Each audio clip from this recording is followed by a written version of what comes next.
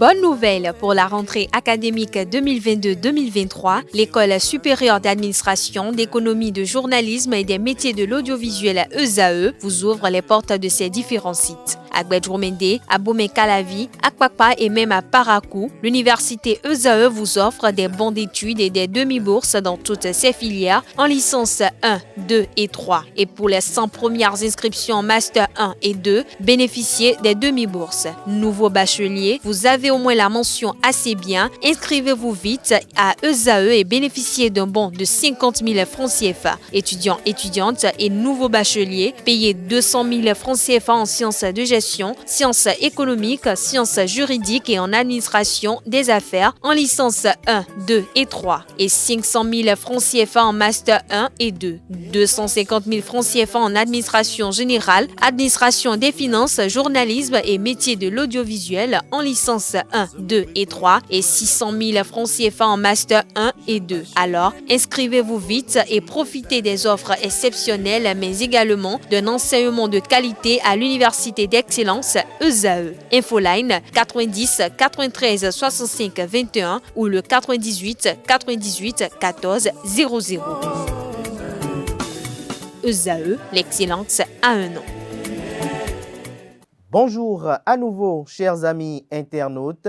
Le quotidien béninois d'information générale et d'analyse, l'Informateur titre ce matin en manchette « Dénouement par la Cour de répression des infractions économiques et du terrorisme Criette de l'affaire de détournement de plus de 13 milliards de francs CFA à l'Agence nationale des transports terrestres ANAT. Le verdict qui refroidit, oui relax et 2 condamnations dont une à 24 mois dont 18 fermes et l'autre à 6 mois assorti de sursis dans le dossier qui a connu la mort en prison de l'ex-directeur général de la dite agence, Thomas Agbeva. Le verdict prononcé ce 5 juin par la Criette est à retrouver en page 3. Il s'agit bel et bien de la parution du jour du quotidien L'Informateur. Cour constitutionnelle, serment des nouveaux membres ce jour, nous informe l'Informateur à travers son deuxième du titre à sa une. CEP 2023.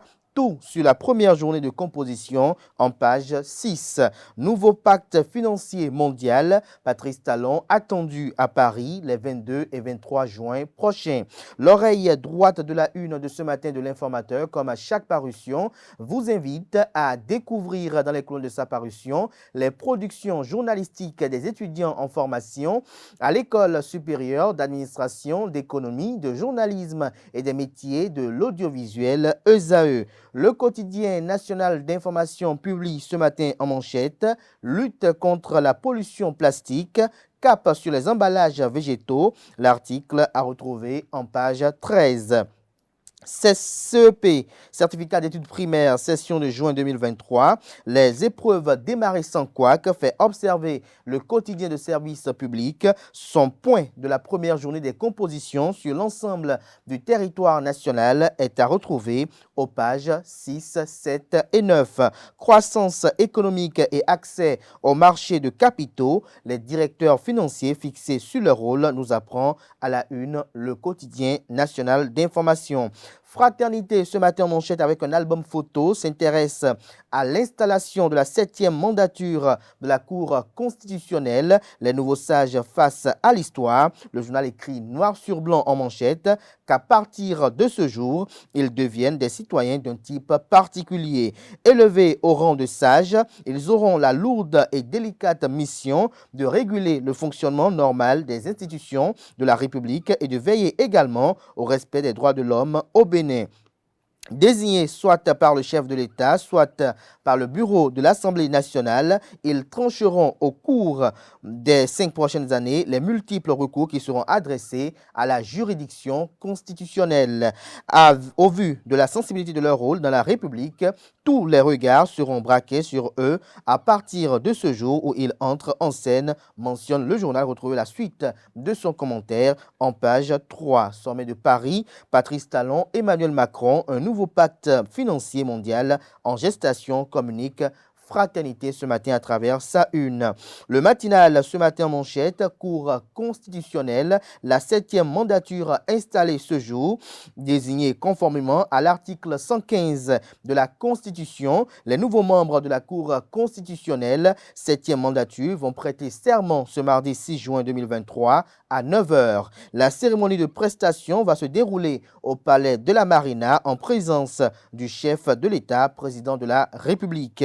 Les nouveaux membres de la haute juridiction que sont Dorothée Kossi-Sosa, Gouda épouse Bako, Vincent Kodjo Akakpo, et Nicolas Assogba, Michel Adjaka, Mathieu Adjovi. Retrouvez la suite de l'article du journal en page 4. Lutte contre l'impunité, la justice vide le dossier ANAT, toujours à la une de Le Matinal de ce matin.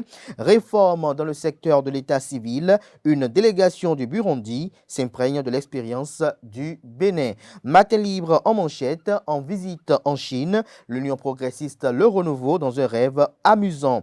Toujours à la une de Matin libre de ce 6 juin 2023, Bénin, coopération étrangère, nouvelle révision de la carte diplomatique, un aveu d'échec.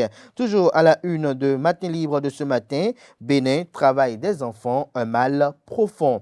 Le Béninois libéré ce matin à sa une, visite de courtoisie des locaux du groupe de presse Le Béninois libéré. Jean-Baptiste Ronguet parle de Patrice Talon, du Bloc républicain, de l'Union démocratique pour un Bénin nouveau et des autres. Des détails sur cette sortie médiatique dans les colonnes de la page ce matin du journal. Le pays émergent affiche à sa une ce matin.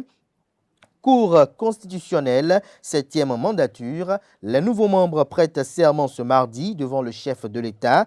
L'opposition aboie. Patrice Talon et Louis Vlavonou restent imperturbables. Des détails à la page 2. Le Devoir ce matin à sa une. Police républicaine. Une affaire de 145 millions agite le commissariat du 1er arrondissement de Cotonou. Un dossier similaire en souffrance au commissariat du 3e arrondissement. Actualité à la une de Le Devoir de ce matin. Une récente photo du couple Ajavon fait jaser. Des précisions à la page 4. Toujours à la une du journal Le Devoir de ce matin. Tension suite à la condamnation de Ousmane Sonko. Pastef de Ousmane Sonko ne compte pas reculer. Lire notre dossier spécial Sénégal dans les colonnes de la page ce matin du journal qui a également pour titre ce matin à sa une, Suède, le sexe adopté comme un jeu. La primeur ce matin en manchette, atelier de renforcement de capacité. Le journal nous fait savoir que l'Assemblée nationale du Bénin a abrité dans la matinée du lundi 5 juin 2023, un atelier de renforcement des capacités des députés pour une meilleure appropriation du contenu du document de programmation budgétaire et économique pluriannuel et des documents de programmation pluriannuelle des dépenses organisés par la Commission des finances et des échanges avec l'appui technique de l'unité d'analyse, de contrôle et d'évaluation du budget de l'État, UNACEB. Le dit atelier vise à renforcer les capacités des députés et des fonctionnaires parlementaires, en matière d'analyse, de contrôle et d'évaluation du budget de l'État. Le confrère de Le Chasseur Info titre ce matin à sa une. Démarrage du certificat d'études primaires CEP 2023 hier. Tous les candidats régulièrement inscrits sur la plateforme EducMaster MEP, ministère des enseignements maternels et primaires, composent. La légèreté des directeurs des centres Barca de Mongo et de Pécon d'un Candi pénalise une cinquantaine d'apprenants non inscrits. Les épreuves abordables, les candidats s'en sortent heureux. Toujours à la une de Le Chasseur Info de ce matin, vous avez des précisions sur la session normale des examens scolaires. Le CEP se déroule du 5 au 8 juin 2023, le BEPC du 12 au 14 juin 2023, le baccalauréat du 19 au 22 juin 2023. Des détails à la page 10. Nous passons à présent à Décryptage Info pour boucler ce matin. Appui à l'entrepreneuriat au Bénin, 600 millions de francs CFA de la Banque africaine de développement BAD aux entreprises dirigées par les femmes au Sahel. Des détails sur ce financement dans les colonne de la parution ce matin du journal, précisément page 4. Le journal qui nous fait savoir que le Fonds fiduciaire pour l'égalité des sexes de la Banque africaine de développement ne cesse de multiplier les initiatives pour soutenir l'action des femmes dans l'entrepreneuriat. L'institution vient d'accorder un don de 950 000 $ au programme de promotion des liens d'affaires pour les petites et moyennes entreprises d'Afrique, au Burkina Faso, au Tchad, au Mali, en Mauritanie et au Niger. Ce sera tout pour la une des journaux. Place à présent au bulletin matinal d'information.